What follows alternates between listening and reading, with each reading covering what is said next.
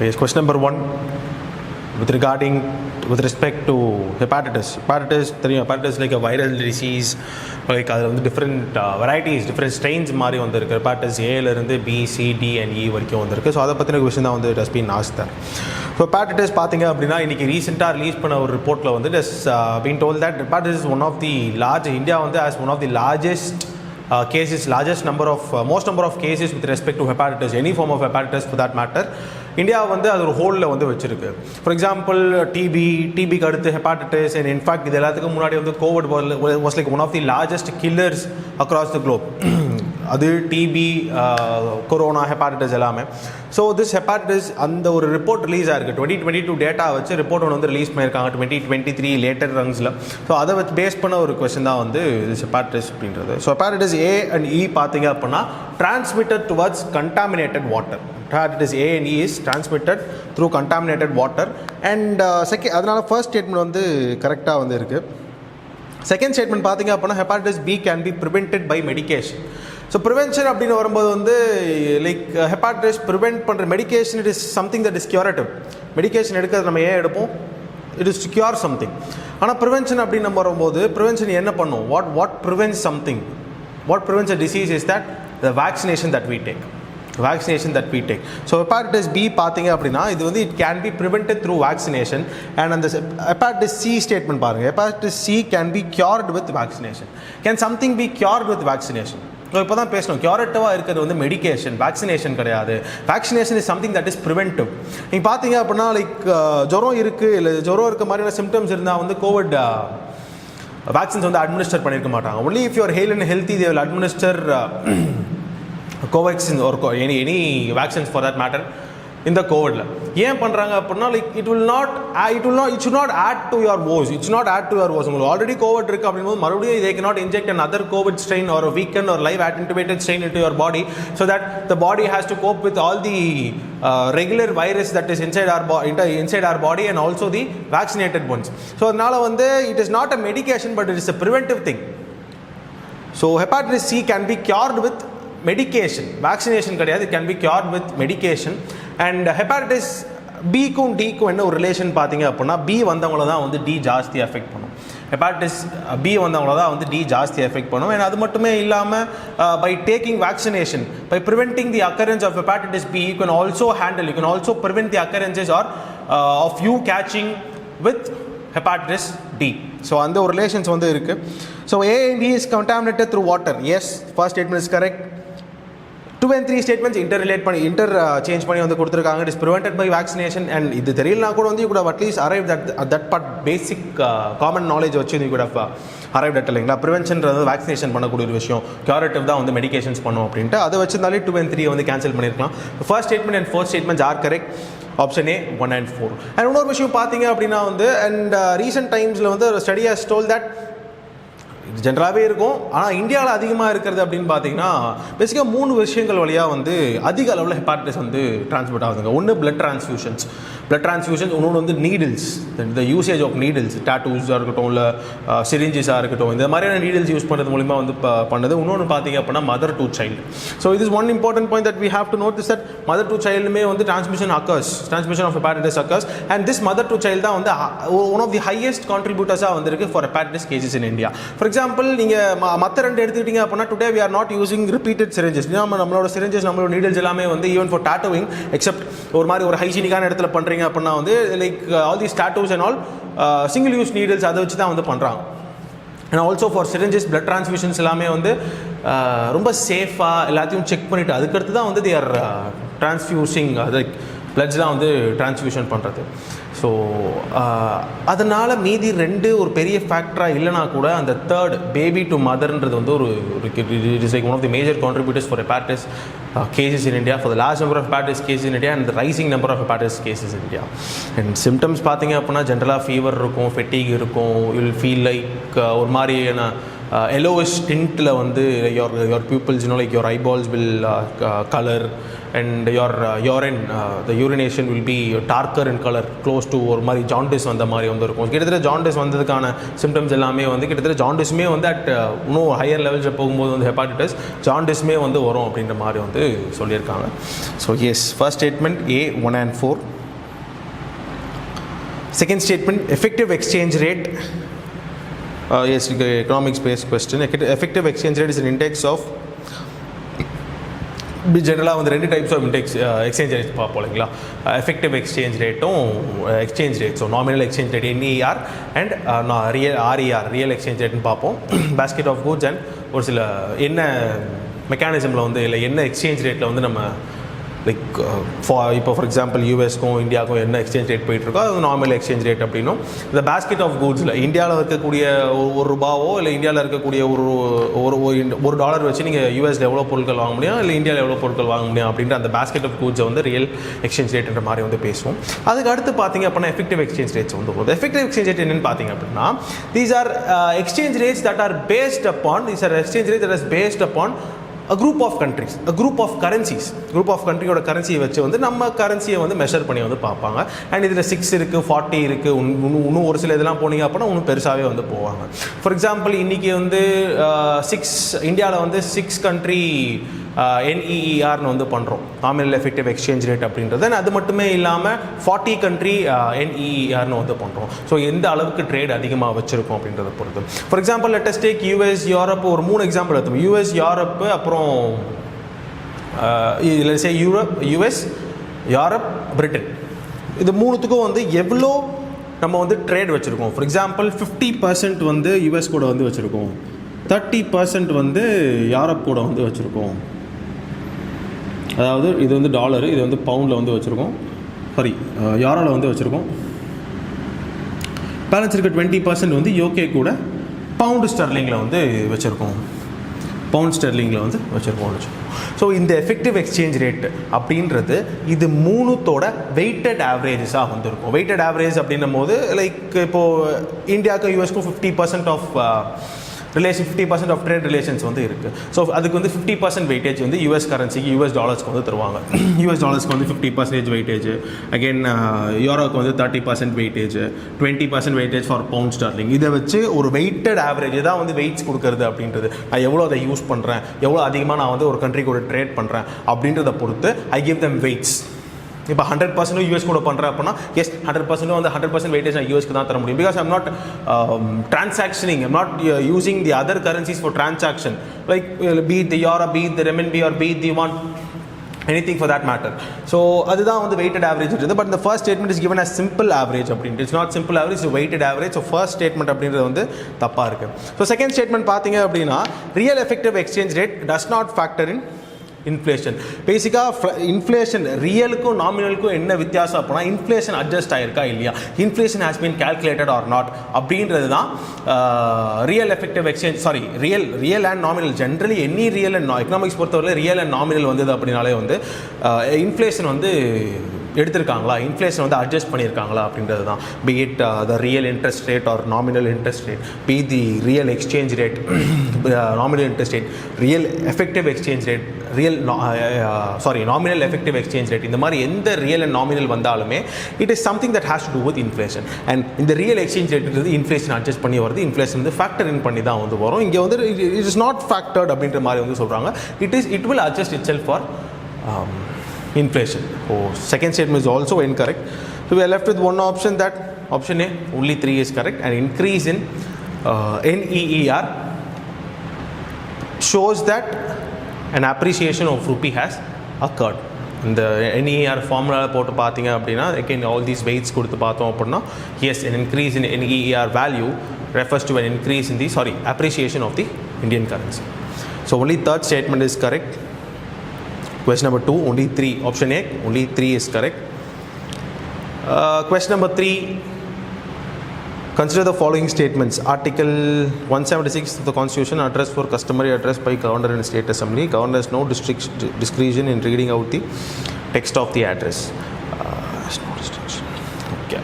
Recent அந்த controversy போயிட்டு இருந்தது இல்லைங்களா, Generally this controversy, not only in the case of Tamil Nadu, generally this controversy across other states used to happen. Even in the past it is not something of recent occurrence. Even in the past various such instances have been witnessed in the constitutional history of India or in the history of assembly species in India. So yes, this is something that has to be noted, because there is a customary thing that in 176 there is a customary thing that the governor has to address the state assembly. The governor has to address the state assembly, and this state assembly, the address is prepared by the state government. Whatever the governor reads, it is being prepared by the state government, and this it does have a small thing, because the governor may not accept to the things that has been written by the government of that particular state, because there may be like party based clashes. Even though governor and all is like someone is out of the party, this maybe like there are difference of opinion with respect to the governor and the state government. So in instances such as these, the governor has a constitutional discretion, as a basic discretion, that he can skip the parts that he does not seem fit, that he does not deem fit, because it will not, the skipping of that particular thing, it also should not affect the policies of the state government. So he has the discretion to skip from the text, to go outside of the text also, because in Article 163 itself it would have been given, there shall be a council of ministers headed by the chief minister to aid and advise the governor, and at the end of the line and at the end of the article they will be given as in his discretion, other than his discretion. So he has his constitutional discretion to wade off or to move or to stray away from this particular type of constitutional address that has been given in the state assembly. Statement 1 is correct, statement 2 is incorrect. It is given that he has no discretion, but he has discretion. That is how the president and governor also differ. If you look at the both articles 163 and 72, 74, 163 and 74, right? Yes, you will come across the words, the discretion word will be present in Article 163, and the discretion word will not be present in Article 74. Moving to the next question, the Saravaka School of Philosophy. Basically, there are different schools of philosophy in the Indian philosophy. So you look at, we have Nastika schools and Astika schools. Nastika schools are nothing but the schools that do not accept the authority of Vedas, and Astika schools are schools, and Nastika, Astika, it should not be confused with Natikam and Atikam, because of belief in God. Because also Astika schools, some schools believe in God, some schools do not believe in God, or do not believe in the creation of God. So it should not be confused with the belief of God or not the belief of God. So Nastika schools it does not apply, or it does not accept the authority of Vedas. Nastika schools and Astika schools, they accept the authority of Vedas, they accept the Vedas. So that is how these are differentiated, and one of the major schools of this particular Nastika school of philosophy, Nastika branch of philosophy, is that of the Saravaka school that was initiated by Brihaspati, someone called as Brihaspati. So yes, that is how he is the founder of Saravaka School of Philosophy. Option D, Brihaspati. Question number 5 regarding sea level rise. So generally we all know that sea level rise happens due to global warming. So what does global warming do? Global warming, it increases the heat, it increases the temperature of Earth, increase the temperature of a particular place. If it is done in the upper latitudes, for example 80 to 90 degree north and south and all, these are snow covered, 75 to 90, 70 to 90, snow covered areas, and if the temperature of that particular area increases, there is large scale chances that the ice will melt, and if ice melts, it becomes water and it adds to the sea level rise. But it's not the only reason. There are different other reasons, and one of the major contributors towards sea level rise is that of thermal expansion. We all know that the Eiffel Tower, during summers, it seems like it grows because it's due to the thermal expansion of the material, of the metal that is being used in the Eiffel Tower. In a similar fashion, if you heat something, it expands, be it gas, be it solid, be it liquid. In a similar fashion, if you heat something, it will expand. The seawater also, when it is subject to intense heat, all due to the global warming and the emissions that we do, it will also thermally expand. It will also thermally expand, and thermal expansion is the major reason, the major cause for something to happen, like something such as the sea level rise to happen. And in fact, this is also a major contributor for the rise of ocean currents also. If you look at the equatorial region, we all know this, the ocean currents, they start at the equatorial region. For example, we have the equatorial current, we also have the counter equatorial current, and all these currents, they start from the equator region. Why does this happen? Because it is also due to thermal expansion of water. Look at the equatorial region, the ocean is 8 centimeters, approximately 8 centimeters, a bit higher. Let us take the Atlantic Ocean. Atlantic Ocean in the tropics will be much lower in level in comparison to the Atlantic Ocean at the equator. And this is happening because due to the thermal expansion of water, and that is one of the major reasons. Thermal expansion of water. Sea level rise, there is a possibility that the sea water, it goes into the aquifers, go into the underground water. So second statement is also correct. And weakening of El Nino in that local region will slows down the rate of sea level rise. El Nino is hot water, the heatness of the temperature of the water is reducing, it is weakening, sea level rise will also go down. So D, 1, 2 and 3 are correct. Who composed Dohas? Dohas அப்படின்னு வரும்போது வந்து like generally தோஹாஸ் அப்படின்னு வரும்போது வந்து there are two individuals who have நிறைய பேர் தோஹானா வந்து couplet அப்படின்னு சொல்லுவாங்க. Like it come across school லெவல்ஸில் வந்து இட் கம் அக்ராஸ் கபீர் கே தோஹே ரஹீம் கே தோஹே அப்படின்ட்டு. அந்த தோஹா ஃபார்ம்ஸ்னும் போது வந்து கிட்டத்தட்ட நம்மளோட திருக்குறள் மாதிரி வந்து இருக்கக்கூடிய ஒரு டைப் ஆஃப் போயட்ரி தான் வந்து தோஹாஸ் அப்படின்றது. தோஹாஸ் அதிக அளவில் வந்து இங்கே கொடுத்துருக்க ஆப்ஷன்ஸில் வந்து யூஸ் பண்ணது பார்த்தீங்க அப்படின்னா Kabir. So Kabir as is ஒரு social reformer. He was from ஒரு மாதிரி இந்து முஸ்லிம் யூனிட்டிக்காக வந்து பேசியிருப்பார்.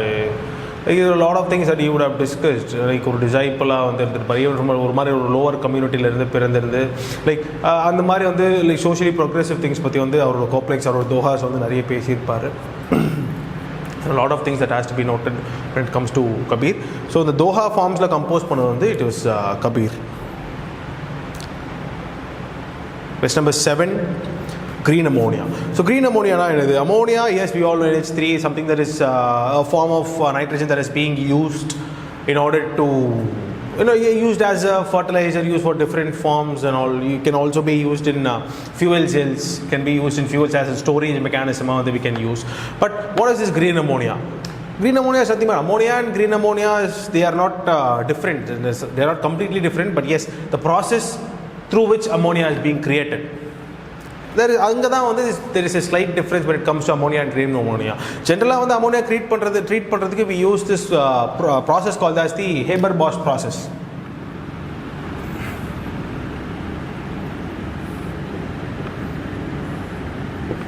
Haber-Bosch process அப்படின ஒரு process மூலமா வந்து we used to create ammonia. ஆனா இந்த particular Haber-Bosch process பாத்தீங்க அப்படினா வந்து it is something that is very energy intensive. It consumes a lot of energy that is not sustainable. Now this is where green ammonia comes in.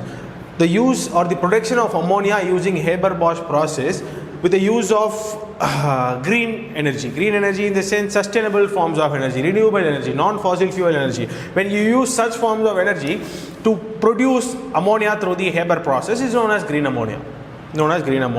As simple as the green ammonia and ammonia, they don't differ.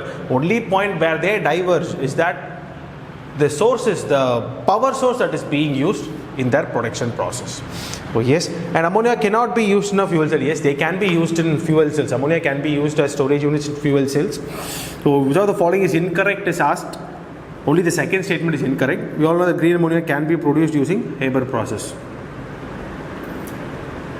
Question number 8, who is charged with destroying the glorious Buddhist university at Nalanda in Bihar and is said to have mistaken for a military camp?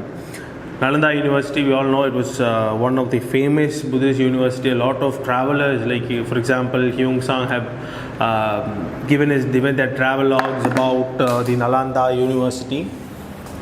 This particular Nalanda University, during the Delhi Sultanate time period, during Gori, just before Delhi Sultanate was established. During Ghori's time period, Ghori had two generals with him. One was Aibak and another was the Bakhtiar Khalji. And Aibak was focusing around the western and central side of India, Delhi, Rajasthan, the small Rajput states.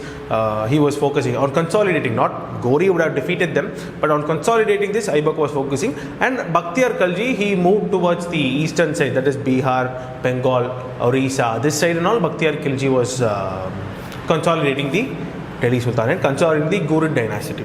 But when this happened, Bakhtiar Khalji is coming across this Nalanda University and he destroyed it as a Skandarva. He thought that it was a Skandarva and destroyed it. Skandarva is nothing but military camps. Skandarvas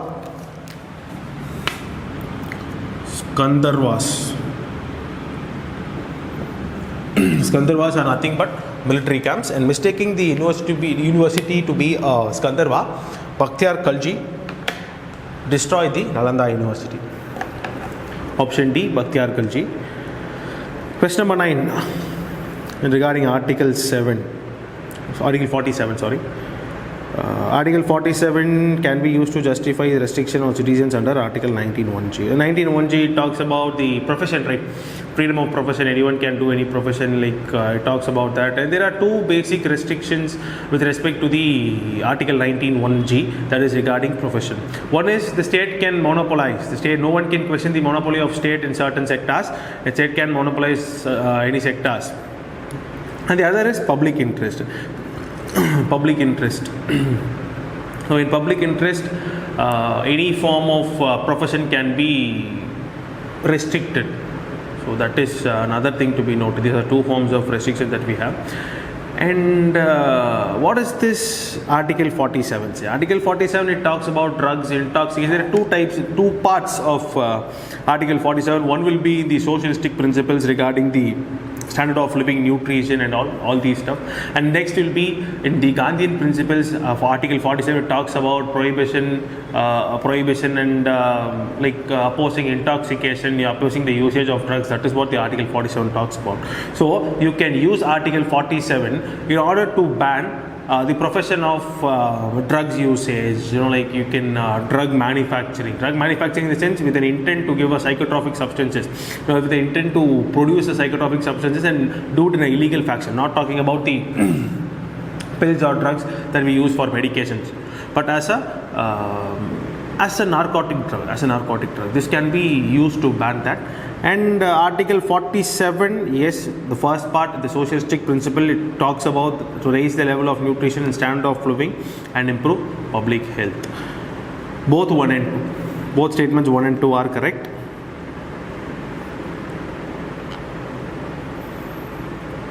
Both statements 1 and 2 are correct. Which of the following are correct regarding the Carbon Credit Trading Scheme of India? Carbon Credit Trading Scheme of India. CCTSI. It takes into account mandatory implementation of obligated entities but excludes voluntary markets. No, actually it has both voluntary and compliance markets. So what is this carbon trading? We would have come across these terms called as carbon trading, carbon taxation, carbon offsets, carbon tokens, or carbon all these terms, carbon credits and all these stuff. So all these things are nothing but you, by a company or a person, by planting a tree or by reducing the emissions that has been allotted to him or her or that particular company, earns a carbon credit. You can sell that carbon credit in the market and gain money, so that someone who has emitted more carbon than what was allotted to him will purchase this particular carbon credit and make use of it, and show in the balance sheets or show in his records that he has only emitted so and so, or the net emissions will be reduced, or his net emissions will be reduced. So this is what the carbon trading generally is. And in the Indian scheme, it is allowing both voluntary and compliance market. Compliance market is nothing but something that has been done by the government, something that has been brought by the government. On the other hand, voluntary scheme, it is being backed by any form of private entities. So this is where these two diverge, and compliance market is also something that is more in demand because it is being regulated, it is being backed by the government. Compliance market are high in demand rather than the voluntary markets. So yes, and it allows companies to trade carbon credit certificates in domestic as well as foreign markets. Only in domestic markets, try to say. So neither one nor two. Neither one nor two. Option 10, neither one nor two. Sorry, question number 10, neither one nor two. Question number 11, hydrofluorocarbons, statement based question. So basically, I think in the last test also we have discussed this, you know, like what are the components that have ozone depleting potential, ozone depleting substances, which of the four components are ozone depleting substances. Yes, in order for ODS to happen, ozone depletion to happen, two major components, two major chemicals are important. One is chlorine, another is bromine. Chlorine, yes, we see chlorofluorocarbons, methyl trichloroform, methyl, there are different types of chlorines. So this chlorine and bromine, if they are present, that particular compound is chlorine and bromine is present, if that particular compound is a ozone depleting substance. In hydrofluorocarbons, there is hydrogen, fluorine and carbon. So there is no chlorine there and it does not have any ozone depleting potential. So the first point is correct, statement 1 is correct, and because it does not have any chlorine, it does not have any ozone depleting properties. So both statement 1 and 2 are correct. Statement 2 is the correct explanation for statement 1. Option A. Question number 11, option A. Question number 12, regarding the Dasavadar temple. Regarding the Dasavadar temple. So Dasavadar temple is something that is related to Vishnu and was built in the Gupta time period. Built in the Gupta time period and is dedicated to Lord Vishnu. And the thing is, it is the first pyramidal temple. It's the first pyramidal shaped temple, but it's not the first big temple. It's another Gupta time period temple, the Baitar Gaon temple. That is the first brick temple built.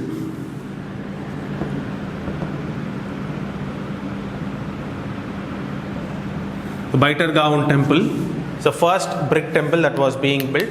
The first two statements are correct. Third statement is incorrect. It's the Baitar Gaon temple.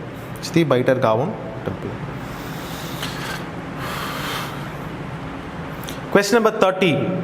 Question number 13. Yes, this is one particular statement. It's one particular question that is an odd one out. Why is this an odd one out? Because this pattern on the general, we don't see this pattern earlier. Given the state of, given last year's examination and the pattern that came, the pattern that surprised us, it is nice to have a few patterns in hand. You know, like if you try a few things that is new. So which one of the following is odd one out? Udaigiri, Ellora, Elephanta and Bagh. Yes, all these are caves has been given there. Udaigiri, Ellora, Elephanta and Bagh caves. But what is the common point with the other three, that one thing that does not have, is that all the Udaigiri, Ellora and Bagh caves 1, 2 and 4, they are of the Gupta time period. All these are of Gupta time period. And the third one, the Elephanta caves are of the Rashtrakuta time period. So that is the major difference there. So Udaigiri you take, Ellora you take, Bagh you take. These are from the Gupta time period and the Elephanta caves is from the Rashtrakuta time period. So A, statement 3 is correct. Statement 3 is the odd one out. It is nice to have like few questions that are out of the box.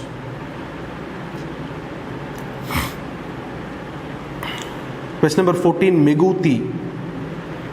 Meguti temple. Yes, when talking about the Chalukyas, Chalukya dynasty, you would come across this particular inscription, eye-hole inscription, especially in the south there, Karnataka and parts of Andhra Pradesh also. We used to come across, that is where the Chalukyas were situated. We would come across this term called as the eye-hole inscription and the different types of temples that were built by the Chalukyas, because in fact they had this very unique style of temple building called as the Vesara style. Three major temple building styles in India are Nagara style, Dravida style and Vesara style, or the Chalukyan style, which was largely done by this particular dynasty, that is the Chalukyan dynasty, and especially Pulikezhin II. One of the famous king of that particular dynasty was Pulikezhin II. He had a lot of accomplishments by his side. He had this skirmishes with the Pallavas of the south. He had skirmishes with Harshavardhana. He even stopped Harshavardhana from expansion. All these things he did, and one of the court poets of his, and one of the major court poets of his kingdom was Ravi Kirti, who wrote the Aihole inscription. And this Aihole inscription is inside this particular temple called as the Meguti Jain temple. So both statements are correct. Please do look into Pulikezhin II, his achievements, general achievements and all, nothing that he stopped Harshavardhana from further expansion beyond the Narmada. And he gave him the title that Sagala Uttara Padanada, and he took himself, Pulikezhin himself took the title called as Dakshina Padeshwara. And he also had skirmishes with the Pallavas, and in fact he was defeated by Pallavas, and all these things happened. And later the Pallava Chalukya conflict started, and they were capturing this particular Chalukyan dynasty. Chalukyans, they went and they captured Pallavas territories, and all these things happened. These are the major accomplishments by Pulikezhin II.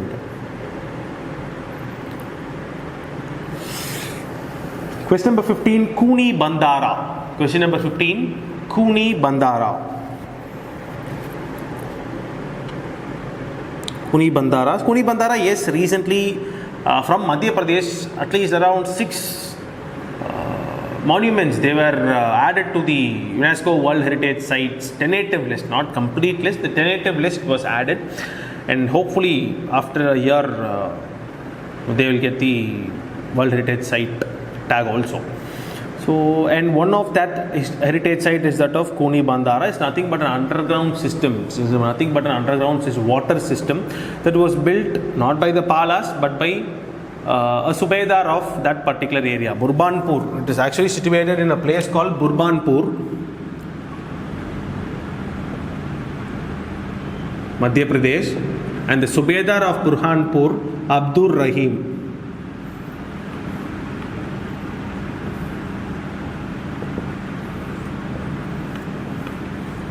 The Subedar of Burhanpur, Abdur Rahim, he built this particular Kuni Bandara, and he served as a Subedar under the Mughal kingdom under Jahangir and Akbar.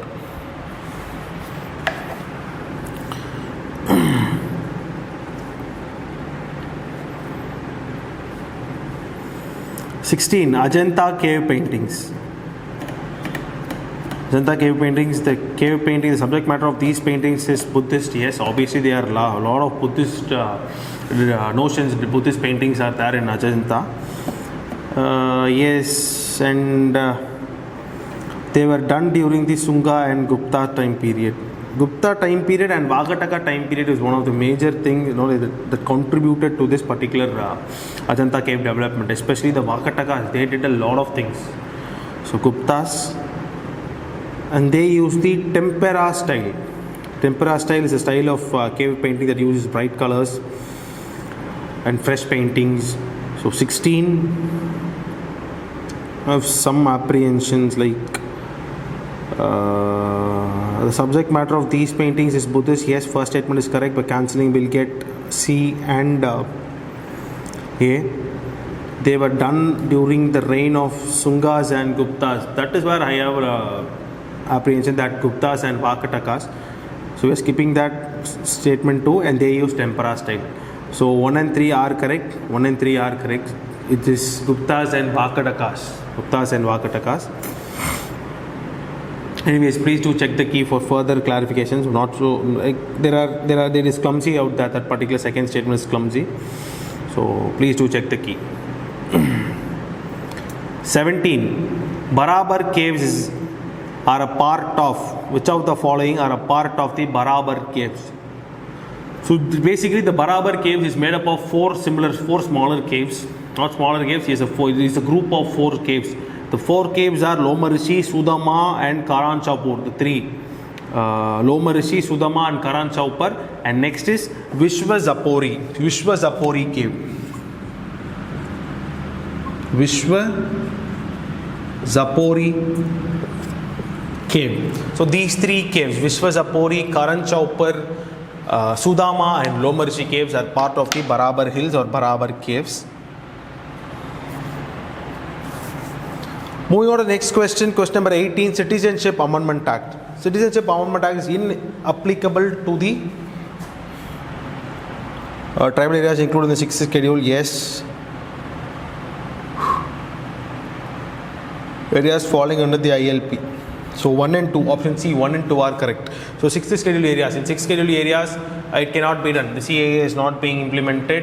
And also in ILP areas. ILP areas are a group of 4 states that has been historically had this restriction that no outsiders can visit that particular state without a specific permission. In somewhere between 1873 itself, it was started. It was Bengal Eastern Frontier Regulation, right? Yes, Bengal Eastern Frontier Regulation 1873. This regulation, it started something called as the inner line permit, and this inner line permit has been followed even today in 4 states, that is Arunachal Pradesh, Mizoram, Manipur and Nagaland. Arunachal Pradesh, Mizoram, Manipur and Nagaland. In this Arunachal Pradesh, Mizoram and Nagaland, it was initially there even when the Bengal Eastern Frontier Regulations were in place. These three states or these 3 regions before that, these 3 regions had ILP. One of something of recent inculcation is that of the Manipur. Manipur was recently inculcated into the ILP regime. So yes, anyone who has to, any resident, anyone in the sense not foreigners, any resident, any Indian who has to visit these states has to get a prior permission, has to get a prior permit called as inner line permit in order to visit there. And foreigners, they will have to get another permit. Now this ILP is for Indians. So statement C, option C, 1 and 2 only. Bernese troglodytica. Bernese troglodytica. Yes, Bernese troglodytica. This is one question, even though if you look like, this seems like a difficult question, actually it is not that difficult of a question if you know how to eliminate. The first thing, Bernese troglodytica, look at the options also. A, we have an ancient seaport. B, a petrified fossil. C, a curious bronze dancing girl with Indus script. D, an extinct variety of red sanders tree. So if you look at option B and C, it is something that has to do with animals, something that has to do with species. The name also is like that, Bernese troglodytica. So will that be a scientific name for options B and D? Yes, that is a very big possibility. And I'll just tell you why this is wrong, why this kind of thinking is wrong. Because you see, we all know that genus name will starts with the capital letters, it starts with the uppercase, but species name, it starts with a lowercase letter. But here in Bernese troglodytica, the troglodytica starts with the capital T, the uppercase T. So obviously, it should not be, it might not be a species, because species name start with a lowercase. So troglodytica, it's not be working, so we can easily cancel out option B and D. So initially we had this 25% probability of getting our questions right, but now we have as we have cancelled option B and D by thinking that species name start with lowercase and not with uppercase, we have increased the chances of getting the right answer to 1 out of 2, increase the probability to 50%, 1 out of 2 or 50%. Now coming back to the other 2 options, A and C, an ancient seaport, a curious bronze dancing girl with Indus script. Yes, now how to cancel, how to eliminate from this? When you look at option A, yes, that might be a possibility, let us keep option, we don't know anything about option A, we just keep it aside. When you look at option C, curious bronze dancing girl with respect to Indus script. When you look at Indus-based areas, Indus-based regions, Indus-based river systems or Indus-based artifacts, they'll have this Indianized name. For example, you take Kalibangan. Take Kalibangan as a site in the IVC. Kalibangan, it has an Indianized name. You take Lothal. Lothal is nothing, it means the Mound of Dead. The Mound of Dead in Gujarati. You take Mohenjo-daro. You take Proto-Shiva or the Pasupati seal. So all these things, they have an Indianized name. You take the Indus Valley itself, for example, the name Indus, the name Sindhu itself, something that is India, very much Indianized. But when you look at Bernese Triglodytica, it has a Latin touch to it. It has a Roman touch to it. So obviously it is not going to be something that is associated with the Indian system. So by this blind logic, we are going with A, ancient seaport, and yes, obviously A, ancient seaport is the right answer. So this is how it can also help you, sometimes even if you don't know anything, or even though if you have not seen that particular question, rather than skipping that question, just read that question and try to eliminate. At least by elimination, some way or the other, you'll just eliminate. At least eliminate 2 options, and after that skip. Like when you are working some other thing, some other question, you will come back to this particular question. Your thought process will be, a part of your mind will be thinking about this question also, and some point or the other it might strike that this option that I have eliminated will not come, so the leftover option is the correct option. So that can happen. So if you don't know an answer also, try to eliminate and get out the answer. But this technique has to be something logical. It's not be illogical, it's not be irrational. So if you use logical elimination technique, we can easily arrive at answers, even if you have not known about, you have not read about that particular question, or recalling that particular question is very much difficult. And this does not work in every question. That is one disclaimer that I would tell you people, is that this will not work in every question. So Bernese Triglodytica, A, an ancient seaport, nothing but the port is called as, today it is called as Bernese port. Bernese port. There are different other names also. Paranas port, different other names. So Bernike port, Bernese port, it also has another name called as Bernike port. It's a port in Egypt. A Buddha statue was uncovered from this particular port, showing that Indians and Romans, they had large scale trading relationship amongst them. So that is the reason why this was in use also. Bernese Triglodytica, nothing but an ancient seaport. Question number 20, volcanoes and their place. Which of the followings are matched correctly? So volcanoes, I hope that this time volcanoes based questions can come in dynamic geography because of the Iceland issue.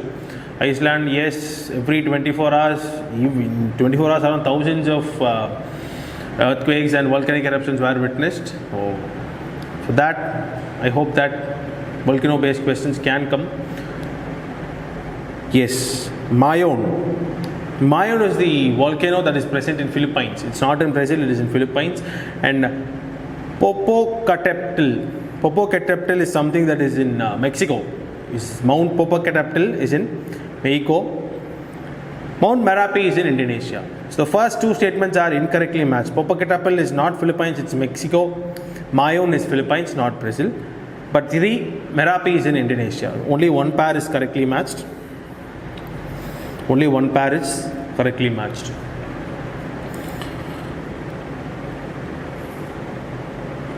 (21) Pineapple Express. Pineapple Express.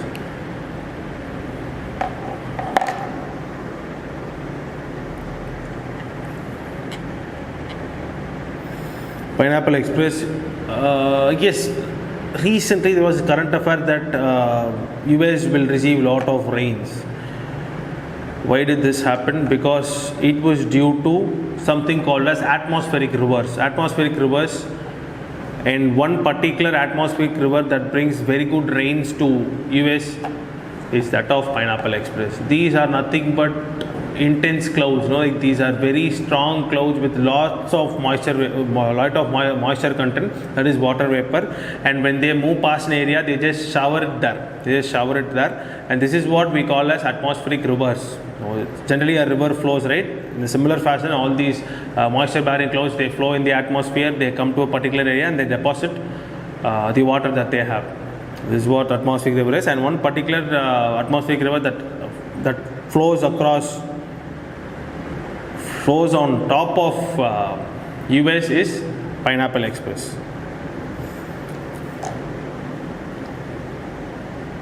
Question number 22, ancient Indian record that is the earliest royal order to preserve food grains to be utilized during crisis in the country is?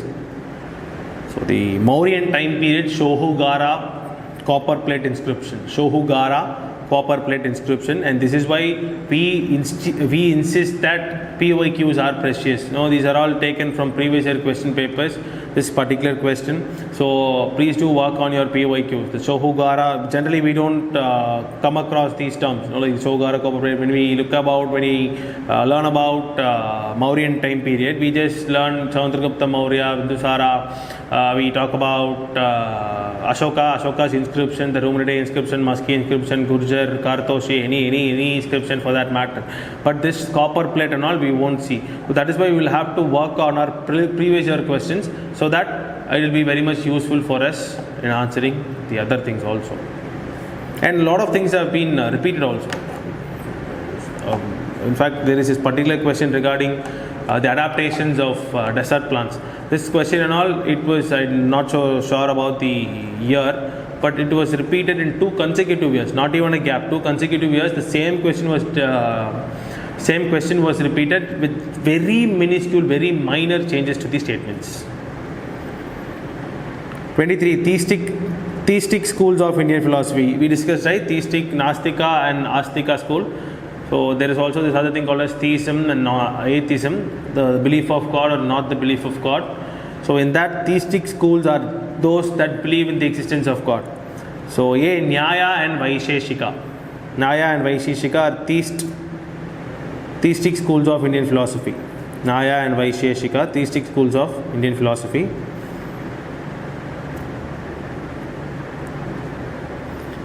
24.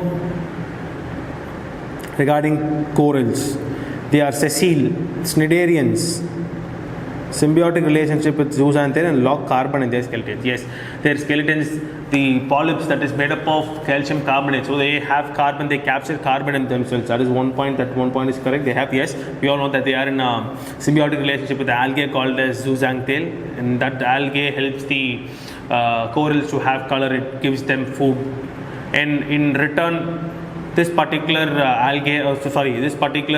coral, it gives a space for the algae to stay. So that is how things happen. Symbiotic relationship with zooxanthid, and they are cnidarians. Cnidarians are nothing but soft animals. Like you have sea anemones, you have jellyfishes, you have corals. They are all very soft sea animals. So these soft sea animals are called as cnidarians. And what does sessile mean? Sessile is nothing but something that is very fixed. Something that is fixed to a particular position. That is what sessile is. And corals are not free floating such as like the zooplanktons or phytoplanktons, but are very much fixed to a particular place. So this is what sessile is. So all 4 statements are correct. They are sessile, they are cnidarians, they are in a symbiotic relationship with zooxanthid, and also they lock carbon in their skeletons. Option B, 1, 2, 3 and 4. Option B, 1, 2, 3 and 4. 25. The Havana syndrome. The Havana syndrome is nothing but a neurological illness. So recently, not only recently, but for the past 4-5 years, there has been apprehensions that a lot of other countries have been using waves as a weapon. Weaponization of waves. For example, some individuals, some soldiers, especially the US soldiers who were posted in a remote island-like region called as Haiti and Hawaii, they felt some sort of neurological illness. They were very confused, they were sleepy, they were drowsy. All these things happened, and what US alleged was some other state player has used microwave weapons to mess with the neurological system of American soldiers. So that is what the Havana syndrome, the sense of fatigue, the sense of dizziness, or the sense of cluelessness that comes with the usage of such microwave weapons. Question number 25, neurological illness.